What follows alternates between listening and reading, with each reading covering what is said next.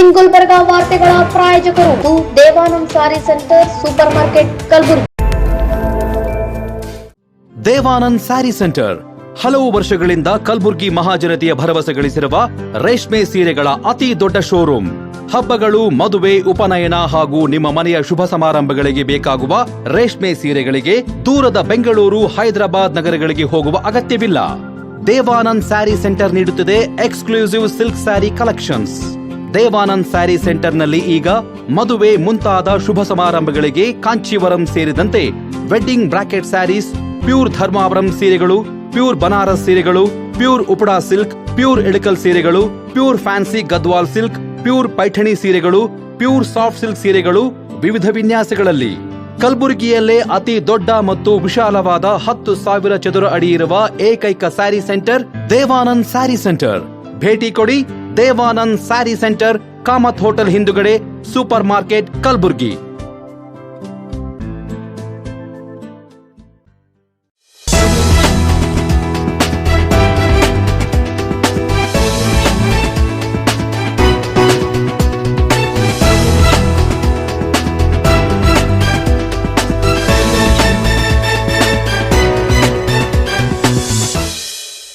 ನಮಸ್ಕಾರ. ಇನ್ ಗುಲ್ಬರ್ಗಾ ವಾರ್ತೆಗಳಿಗೆ ಸ್ವಾಗತ. ಮೊದಲಿಗೆ ಹೆಡ್ಲೈನ್ಸ್. ಜೂನ್ 4ರಂದು ಮತ ಎಣಿಕೆ. ಸ್ಟ್ರಾಂಗ್ ರೂಮ್ನಲ್ಲಿ ಅಭ್ಯರ್ಥಿಗಳ ಭವಿಷ್ಯ ಭದ್ರ. ಮೇ 10 ಮಾಕಾ ಲೇಔಟ್ನಲ್ಲಿ ಬಸವೇಶ್ವರರ ಪಂಚಲೋಹದ ಮೂರ್ತಿ ಅನಾವರಣ. ಈಗ ವಾರ್ತೆಗಳ ವಿವರ. ಕಲಬುರಗಿಯಲ್ಲಿ ಬಿಸಿಲಿನ ತಾಪ ದಿನದಿಂದ ದಿನಕ್ಕೆ ಹೆಚ್ಚುತ್ತಿರುವ ಹಿನ್ನೆಲೆ ಜನರನ್ನು ಬಿಸಿಲಿನಿಂದ ರಕ್ಷಣೆ ಮಾಡಲು ಜಿಲ್ಲಾಡಳಿತ ಕ್ರಮ ಕೈಗೊಳ್ಳಬೇಕು ಎಂದು ಕನ್ನಡಪರ ಸಂಘಟನೆಯ ಮುಖಂಡರು ಒತ್ತಾಯಿಸಿದ್ದಾರೆ. ಕಲ್ಯಾಣ ಕರ್ನಾಟಕ ಕನ್ನಡ ಸಂಘಟನೆಗಳ ಒಕ್ಕೂಟದ ನೇತೃತ್ವದಲ್ಲಿ ನಗರದ ಡಿಸಿ ಕಚೇರಿಗೆ ಭೇಟಿ ನೀಡಿದ ಕನ್ನಡ ಪರ ಹೋರಾಟಗಾರರು ಕಲಬುರಗಿಯಲ್ಲಿ 44% ಬಿಸಿಲಿನ ತಾಪಮಾನ ದಾಖಲಾಗುತ್ತಿದೆ. ಹೀಗಾಗಿ ರಸ್ತೆಯ ಮೇಲೆ ನೀರು ಸಿಂಪಡಿಸಬೇಕು ಹಾಗೂ ಸಿಗ್ನಲ್ಗಳನ್ನು ಕೆಲವು ದಿನಗಳ ಕಾಲ ಬಂದ್ ಮಾಡಬೇಕು ಹಾಗೂ ಪ್ರಮುಖ ವೃತ್ತಗಳಲ್ಲಿ, ಬಸ್ ನಿಲ್ದಾಣಗಳಲ್ಲಿ ತಂಪಾದ ಕುಡಿಯುವ ನೀರಿನ ವ್ಯವಸ್ಥೆ ಮಾಡಬೇಕು ಎಂದು ಒತ್ತಾಯಿಸಿದರು.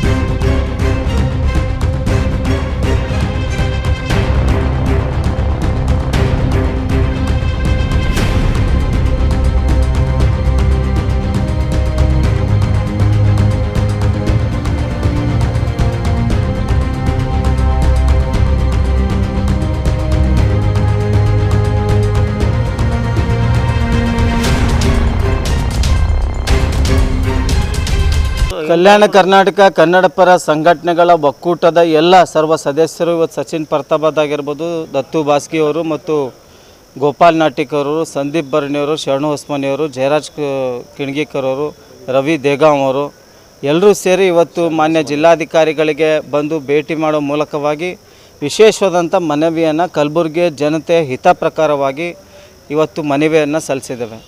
ನಾಡು ನುಡಿ ನೆಲ ಜಲಕ್ಕಾಗಿ ಹೋರಾಟ ಮಾಡುವಂಥ ಕನ್ನಡ ಪರ ಸಂಘಟನೆ ಆದ್ಯ ಕರ್ತವ್ಯವೂ ಕೂಡ.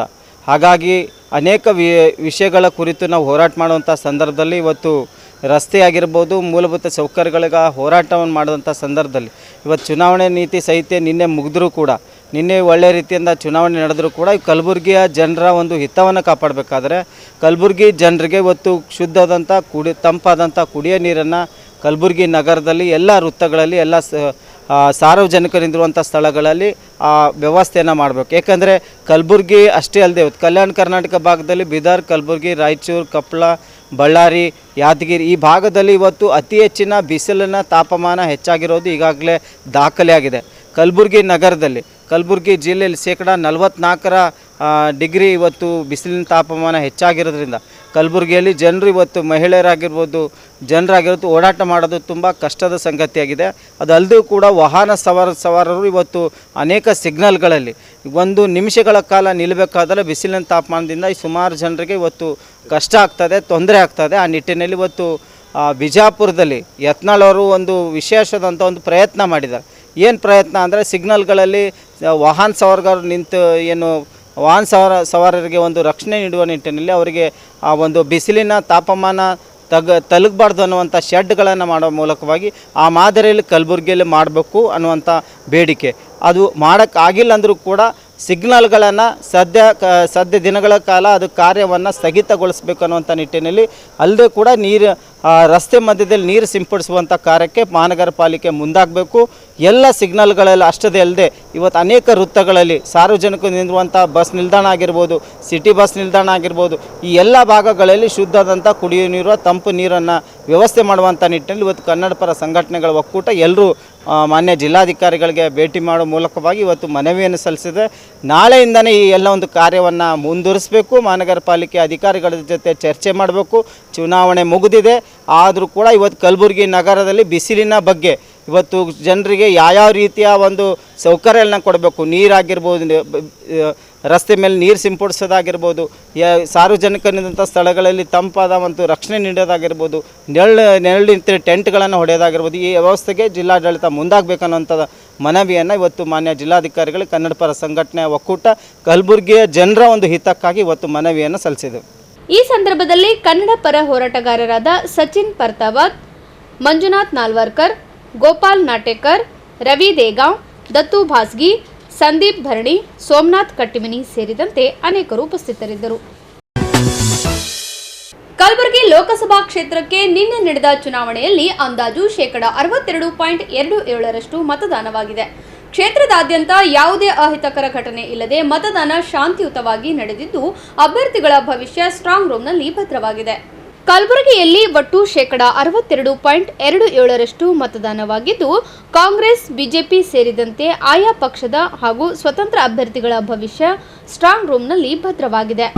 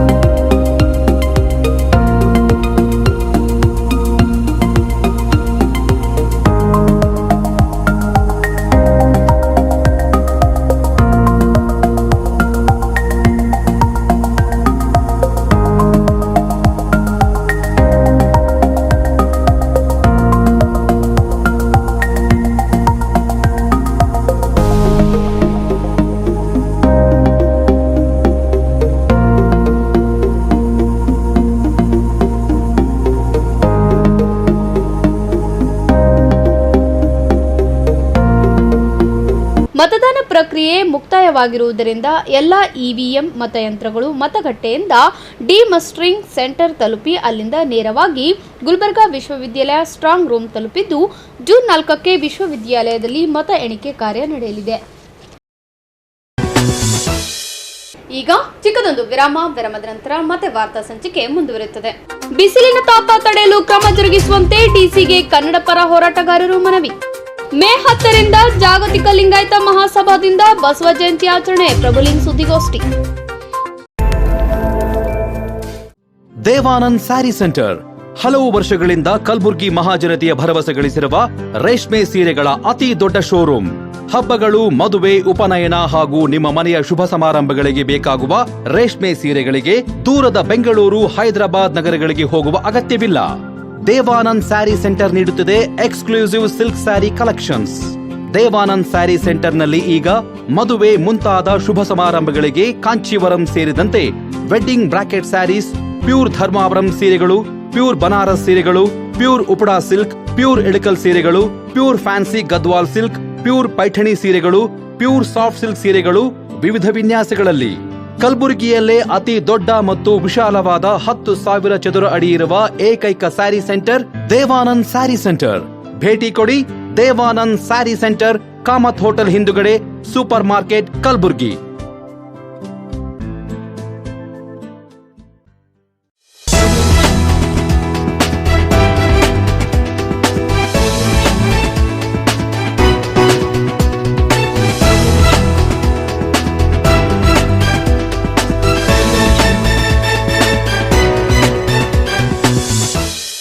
ಮತ್ತೊಮ್ಮೆ ವಾರ್ತೆಗಳಿಗೆ ಸ್ವಾಗತ.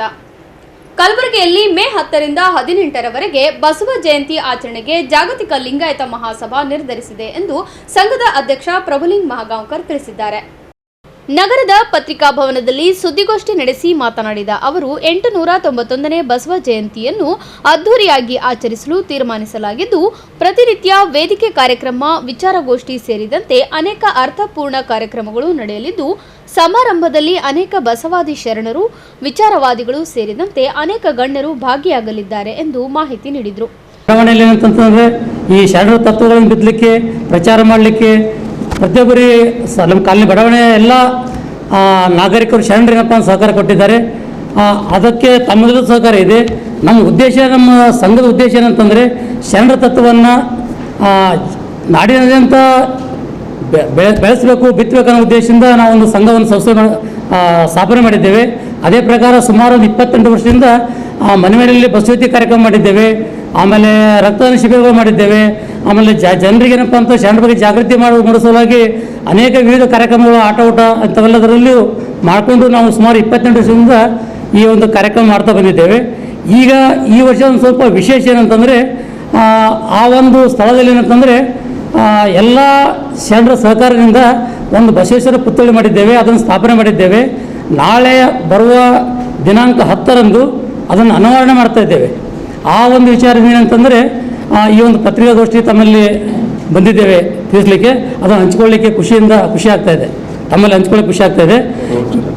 ಈಗ ಈ ಕಾರ್ಯಕ್ರಮದ ವಿವರ ಏನಂತಂದರೆ ದಿನಾಂಕ 9/5/2024 ಸಾಯಂಕಾಲ 4:30 ಗಂಟೆಗೆ ಏನಂತಂದರೆ ಮಕ್ಕಳಿಗಾಗಿ ಮತ್ತು ಮಹಿಳೆಯರಾಗಿ ಸಣ್ಣ ವಿವಿಧ ಸ್ಪರ್ಧೆಗಳು ಇಟ್ಟಿದ್ದೇವೆ.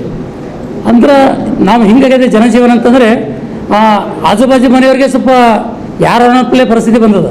ಅಂದ್ರೆ ಒಂದು ಸ್ವಲ್ಪ ಎಲ್ಲರಿಗೂ ಮಿಂಗಲ ಅಲ್ಲಿ ಪರಿಚಯ ಅಲ್ಲಿ ಅಂತ ಉದ್ದೇಶದಿಂದ ಈ ಮಕ್ಕಳ ಸಲುವಾಗಿ ಮತ್ತು ಮಹಿಳೆಯರ ಸಲುವಾಗಿ ಅಲ್ಲಿ ನಮ್ಮ ಒಂದು ಬಸವ ಮಂಟಪದಲ್ಲಿ ಏನಂತಂದರೆ ಈ ಒಂದು ಸ್ಪೋರ್ಟ್ಸ್ ಇಟ್ಕೊಂಡಿದ್ದೇವೆ. ನಂತರ ದಿನಾಂಕ 10/5/2024 ಬೆಳಗ್ಗೆ 8 ಗಂಟೆಗೆ ಏನಂತಂದರೆ ಧ್ವಜಾರೋಹಣ ಕಾರ್ಯಕ್ರಮ ಡಾಕ್ಟರ್ CS ಪಾಟೀಲ್ ಖ್ಯಾತ ವೈದ್ಯರು, ನಮ್ಮ ಬಡಾವಣೆಯ ವೈದ್ಯರು ಏನಪ್ಪ ಅಂತಂದ್ರೆ ನೆರವೇರಿಸಲಿದ್ದಾರೆ. ಅದೇ ರೀತಿ ಏನಂತಂದರೆ ಬಸವ ಮಂಟಪ ಉದ್ಘಾಟನೆ ಕಾರ್ಯಕ್ರಮ ಅವತ್ತೇ ಬೆಳಗ್ಗೆ 8:10 ಡಾಕ್ಟರ್ ಸಂಜೀವ್ L ಗುಪ್ತಾ ಖ್ಯಾತ ಉದ್ಯಮಿದಾರರು ಆ ಒಂದು ಕಾರ್ಯಕ್ರಮ ನೆರವೇರಿಸಿಕೊಳ್ಳಲಿದ್ದಾರೆ. ಅದೇ ರೀತಿಯಾಗಿ ಮುಂದಿನ ಕಾರ್ಯಕ್ರಮ 10 ತಾರೀಕು ಬೆಳಗ್ಗೆ 8:20 ಗಂಟೆಗೆ ಬಸವಣ್ಣನವರ ಪಂಚಲೋಹದ ಪುತ್ಥಳಿ ಅನಾವರಣವನ್ನು ಶರಣೆ ಶಾರದಾಮಣಿ ಪಾಟೀಲ್ ಅವರು ಉದ್ಘಾಟನೆ ಮಾಡಲಿದ್ದಾರೆ. ನಂತರ ಏನಂತಂದರೆ ವಚನ ವಾಚನ ಒಂದು ಕಟ್ಟಡ ನಿರ್ಮಾಣ ಮಾಡಿದ್ವಿ ಅಲ್ಲಿ. ಆ ಉದ್ದೇಶ ಏನಪ್ಪ ಅಂತಂದ್ರೆ ಶರಣ ಸಾಹಿತ್ಯವನ್ನು ಯಾರಾದರೂ ಆಸಕ್ತರು ಓದಲಿಕ್ಕೆ ಮಾಡಲಿಕ್ಕೆ ನಮ್ಮ ಮಕ್ಕಳಿಗೂ ಅದರಲ್ಲಿ ಆಸಕ್ತಿ ಬೆಳೆಯಲಿ ಅನ್ನೋ ಉದ್ದೇಶದಿಂದ ಒಂದು ವಚನ ವಾಚನ ಕಟ್ಟಡ ಮಾಡಿದ್ದೇವೆ. ಒಂದು ರೂಮ್ ಮಾಡಿದ್ದೇವೆ. ಅಲ್ಲಿ ವಚನ ವಾಚನ ಮಾಡಬೇಕಂತ ಹೆಚ್ಚಿನ ನಾವೆಲ್ಲ ಶರಣರ ಇಚ್ಛೆಯಂತೆ ಒಂದು ಕೈಗೊಂಡಿದ್ದೇವೆ. ಆ ಒಂದು ಕಟ್ಟಡ ಉದ್ಘಾಟನೆಯನ್ನು ಶರಣಬಸಪ್ಪ ಬೆಣ್ಣೂರವರು ಉದ್ಘಾಟಿಸಲಿದ್ದಾರೆ. ನಂತರ ಏನಂತಂದರೆ ಪ್ರತಿ ವರ್ಷದಂತೆ ಈ ವರ್ಷವೂ ಕೂಡ ರಕ್ತದಾನ ಶಿಬಿರ ಕೈಗೊಂಡಿದ್ದೇವೆ. ಅದನ್ನು ನಮ್ಮ ಸ್ನೇಹಿತರಾದಂಥ ಶರಣ ಡಾಕ್ಟರ್ ಬಾಬುರಾವ್ ಶೇರ್ಕರ್ ಅವರು ಉದ್ಘಾಟನೆ ಮಾಡಲಿದ್ದಾರೆ. ಅದೇ ರೀತಿಯಾಗಿ ನಂತರ ಏನಂತಂದರೆ ನಮ್ಮ ಬಡಾವಣೆಯ ಕಾರ್ಯಕ್ರಮ ಶರಣರಿಂದ ಹಾಗೂ ಮತ್ತು ನೀಲಮನ್ ಬಳಗ ಬ್ಯಾಂಕ್ ಕಾಲನಿ ಅವರ ವತಿಯಿಂದ ವಚನಾಭಿಷೇಕ ಬಸವಣ್ಣರ ಪುತ್ಥಳಿಗೆ ನಾವೊಂದು ಕಾರ್ಯಕ್ರಮ ಹಮ್ಮಿಕೊಂಡಿದ್ದೇವೆ. ನಂತರ ಏನಪ್ಪ ಪ್ರತಿ ವರ್ಷದಿಂದ ಈ ವರ್ಷವೂ ಕೂಡ ಬಡಾವಣೆ ಶರಣರಿಂದ ತೊಟ್ಲು ಕಾರ್ಯಕ್ರಮ ಈ ರೀತಿಯಾಗಿ ಕಾರ್ಯಕ್ರಮ ನೀಡುತ್ತದೆ. ಇನ್ನು ವಿಶೇಷ ಏನಂತಂದರೆ ಈ ವರ್ಷ ಪ್ರತಿ ವರ್ಷ ನಾವು 2 ದಿವಸ ಕಾರ್ಯಕ್ರಮ ಮಾಡ್ತಿದ್ದೆವು. ಈ ಸಾರಿ ಸುಮಾರು 12 ದಿವಸ ಕಾರ್ಯಕ್ರಮ ಮಾಡಿದ್ದೇವೆ. ಆ ಒಂದು ಕಾರ್ಯಕ್ರಮದಲ್ಲಿ ಏನಂತಂದರೆ ಪ್ರತಿ ವರ್ಷ ಒಂದು ದಿವಸ ಮಕ್ಕಳಿಗೆ ಸ್ಪೋರ್ಟ್ಸು, ಆಮೇಲೆ 2 ದಿವಸ ಬಸವಜಯಂತಿ ಆಚರಣೆ ಮಾಡ್ತಿದ್ದೆವು. ಈ ಸಾರಿ ಏನಂತಂದರೆ 10 ದಿವಸ ಏನಂತಂದರೆ ಪ್ರವಚನ ಕಾರ್ಯಕ್ರಮ ಇರ್ತದೆ. 10ನೇ ತಾರೀಕು ಸಾಯಂಕಾಲ 6 ಗಂಟೆಗೆ 6:30ಕ್ಕೆ ಇಲ್ಲ 6 ಗಂಟೆಗೆ ಉದ್ಘಾಟನೆ ಬರ್ತದೆ ಪ್ರವಚನ ಕಾರ್ಯಕ್ರಮ. ನಂತರ ಏನಂತಂದರೆ ಇದೇ ತಿಂಗಳ 20ರವರೆಗೆ ಪ್ರವಚನ ಕಾರ್ಯಕ್ರಮ ಸಾಯಂಕಾಲ 6:30ರಿಂದ 7:30ವರೆಗೆ ಇರುತ್ತೆ. ಅದೇ ರೀತಿಯಾಗಿ ಆ ಪ್ರವಚನ ಕಾರ್ಯಕ್ರಮವನ್ನು ಪರಮ ಪೂಜ್ಯ ಶ್ರೀ ನಿರಂಜನ ದೇವರು ಅವರು ನಡೆಸಿಕೊಡಲಿದ್ದಾರೆ. ಆಮೇಲೆ ಬೆಳಗ್ಗೆ 11ನೇ ತಾರೀಕು ಬೆಳಗ್ಗೆ 5:30ರಿಂದ 6:30ವರೆಗೆ ಏನಂತಂದರೆ ಇದೇ ಪೂಜ್ಯರಾದಂಥ ಪರಮ ಪೂಜ್ಯ ಶ್ರೀ ನಿರಂಜನ ದೇವರು ಎಲ್ಲ ಬಂದಂಥ ಶರಣರಿಗೆ ಏನಪ್ಪ ಅಂತಂದರೆ ಈ ಆಸಕ್ತರಿಗೆ ಏನಂತಂದರೆ ಯೋಗವನ್ನು ಕಲಿಸಿಕೊಡ್ತಾರೆ. ಅವ್ರೇನಂತಂದರೆ ಸುಮಾರು 6 ವರ್ಷಗಳ ಕಾಲ ಹಿಮಾಲಯದಲ್ಲಿ ಅದೇ ಯೋಗಾಭ್ಯಾಸ ಮಾಡಿ ಕಲಿತು ಬಂದ ಕೇಸಿಂದ ಆ ಒಂದು ಯೋಗವನ್ನು ನಮ್ಮ ನಗರದ ಎಲ್ಲ ಶರಣರಿಗೆ ಕಲಿಸಬೇಕು, ತಿಳಿಸ್ಕೊಡ್ಬೇಕನ್ನೋ ಉದ್ದೇಶದಿಂದ ಆ ಒಂದು ಕಾರ್ಯಕ್ರಮ ಇಟ್ಕೊಂಡಿದ್ದೇವೆ. ಸುದ್ದಿಗೋಷ್ಠಿಯಲ್ಲಿ ಸಂಘದ ಕಾರ್ಯದರ್ಶಿ, ಪ್ರಧಾನ ಕಾರ್ಯದರ್ಶಿ ಆರ್.ಜೆ. ಶೆಟ್ಗಾರ್, ಎಸ್.ವಿ. ನಿಂಗಪ್ಪ ಸೇರಿದಂತೆ ಅನೇಕರು ಉಪಸ್ಥಿತರಿದ್ದರು. ಮೇ 10ರಿಂದ ನಗರದ ಮಾಕಾ ಲೇಔಟ್ನಲ್ಲಿ ಬಸವ ಜಯಂತಿ ಹಾಗೂ ವಿಶ್ವಗುರು ಬಸವಣ್ಣನವರ ಪಂಚಲೋಹದ ಪುತ್ಥಳಿ ಅನಾವರಣ ಸಮಾರಂಭವನ್ನು ಆಯೋಜನೆ ಮಾಡಲಾಗಿದೆ ಎಂದು ಮಾಕಾ ಲೇಔಟ್ನ ಬಸವ ಜಯಂತಿ ಉತ್ಸವ ಸಮಿತಿ ಮುಖಂಡರು ತಿಳಿಸಿದ್ದಾರೆ. ಈ ಕುರಿತು ನಗರದ ಪತ್ರಿಕಾ ಭವನದಲ್ಲಿ ಸುದ್ದಿಗೋಷ್ಠಿ ನಡೆಸಿ ಮಾತನಾಡಿದ ಸಮಿತಿಯ ಮುಖಂಡರು, ಮಾಕಾ ಲೇಔಟ್ ಜಗಜ್ಯೋತಿ ಬಸವೇಶ್ವರ ಸೇವಾ ಸಮಿತಿ ವತಿಯಿಂದ ಮೇ 10ರಿಂದ 20ರವರೆಗೆ ಆಚರಿಸಲು ನಿರ್ಧಾರ ಮಾಡಲಾಗಿದೆ. ಜಯಂತ್ಯೋತ್ಸವ ನಿಮಿತ್ತ ಪ್ರತಿನಿತ್ಯ ವಿವಿಧ ಕಾರ್ಯಕ್ರಮ ಜರುಗಲಿದ್ದು ಪಂಚಲೋಹದ ಪುತ್ಥಳಿ ಅನಾವರಣಗೊಳಿಸಲಾಗುವುದು. ಸಮಾರಂಭದಲ್ಲಿ ಅನೇಕ ಮಠಾಧೀಶರು, ರಾಜಕೀಯ ಗಣ್ಯರು ಭಾಗವಹಿಸಲಿದ್ದಾರೆ ಎಂದು ತಿಳಿಸಿದರು. ಬಂಧುಗಳೇ, ಕಳೆದ 2018ರಿಂದ ಜಾಗತಿಕ ಲಿಂಗಾಯತ ಮಹಾಸಭಾ ಸ್ಥಾಪನೆ ಆದಾಗಿನಿಂದ ವಿಶೇಷವಾಗಿ ಕಲಬುರಗಿ ನಗರದಲ್ಲಿ ಐತಿಹಾಸಿಕವಾಗಿರ್ತಕ್ಕಂಥ ಬಸವ ಜಯಂತಿಯನ್ನು ಏರ್ಪಡಿಸಲಾಗಿದೆ. ಈ ವರ್ಷವೂ ಕೂಡ ಭಾಳ ವಿಶೇಷವಾಗಿ ಕರ್ನಾಟಕ ಸರ್ಕಾರ ವಿಶ್ವಗುರು ಬಸವಣ್ಣನವರಿಗೆ ಸಾಂಸ್ಕೃತಿಕ ನಾಯಕ ಅಂತೇಳಿ ಘೋಷಣೆ ಮಾಡಿರುವುದು ನಮ್ಮೆಲ್ಲರಿಗೆ ಅತ್ಯಂತ ಸಂತೋಷ, ಹರ್ಷವನ್ನುಂಟಾಗಿದೆ. ಗುರು ಬಸವಣ್ಣನವರು ಕೇವಲ ಕರ್ನಾಟಕಕ್ಕೆ ಮಾತ್ರ ಸೀಮಿತವಾಗಿಲ್ಲ, ಇಡೀ ಪ್ರಪಂಚಕ್ಕೆ, ವಿಶ್ವಕ್ಕೆ ಅವರ ಸಂದೇಶಗಳನ್ನು ಅನ್ವಯ ಆಗುತ್ತವೆ. ಮುಂದಿನ ದಿನಗಳಲ್ಲಿ ಕೇವಲ ಕೇಂದ್ರ ಸರ್ಕಾರದಿಂದ ಕೂಡ ಏನಪ್ಪ ಅಂದರೆ ವಿಶ್ವಗುರು ಸಾಂಸ್ಕೃತಿಕ ನಾಯಕ ಅಂತಕ್ಕಂಥ ಘೋಷಣೆ ಮಾಡ್ತಕ್ಕಂಥ ಆ ಸನ್ನಿವೇಶ ಬರ್ತಾ ಇದೆ ಅಂತಕ್ಕಂಥದ್ದು ನಮಗೆ ಗೋಚರ ಆಗ್ತಾ ಇದೆ. ಈ ವರ್ಷ ವಿಶೇಷವಾಗಿರ್ತಕ್ಕಂಥ ಪ್ರತಿ ವರ್ಷವೂ ಕೂಡ ಭಾಳ ಐತಿಹಾಸಿಕವಾಗಿರ್ತಕ್ಕಂಥ ಉಪನ್ಯಾಸಗಳನ್ನು ವಿವಿಧ ಉಪನ್ಯಾಸಕರಿಂದ, ಅನುಭವಿಗಳಿಂದ 7 ದಿವಸಗಳ ಕಾಲ ವಿಶೇಷವಾಗಿರ್ತಕ್ಕಂಥ, ಯಾಕಂದರೆ ಬಸವಾದೀಶ್ವರರು ಕೊಟ್ಟಿರ್ತಕ್ಕಂಥ ಕೊಡುಗೆಗಳನ್ನು ಜನಸಾಮಾನ್ಯರಿಗೆ ಮುಟ್ಟಿಸ್ತಕ್ಕಂಥ ಒಂದು ಕಾರ್ಯಕ್ರಮವನ್ನು 7 ದಿವಸಗಳ ವಿಶೇಷ ಉಪನ್ಯಾಸವನ್ನು ಏರ್ಪಡಿಸಿ ಈ ಕಾರ್ಯಕ್ರಮವನ್ನು ಆಯೋಜಿಸಲಾಗಿದೆ. ಮತ್ತು ಕೊನೆಯ ದಿವಸ 18ನೇ ತಾರೀಕು ಭಾಳ ವಿನೂತನವಾಗಿರ್ತಕ್ಕಂಥ ಒಂದು ಬಸವ ಜಯಂತಿಯ ಭವ್ಯ ಮೆರವಣಿಗೆಯನ್ನು ಕೇವಲ ವಚನಗಳ ಆಧಾರಿತವಾಗಿರ್ತಕ್ಕಂಥ ಒಂದು ಮೆರವಣಿಗೆಯನ್ನು ಮಾಡಲಾಗುತ್ತದೆ. ನಾವು ಯಾಕೆ ಹಿಂಗೆ ಮಾಡ್ತೀವಿ ಅನ್ನೋದೊಂದು ಕಾರಣ ಅಂದ್ರೆ 10ನೇ ತಾರೀಕಿಗೆ ನಡೀತಕ್ಕಂಥ ಕಾರ್ಯಕ್ರಮಗಳಲ್ಲಿ ಈಗ 9ನೇ ತಾರೀಕಿಗೆ ನಾಳಿನ ಕಾರ್ಯಕ್ರಮಗಳು ನಡೀತವೆ.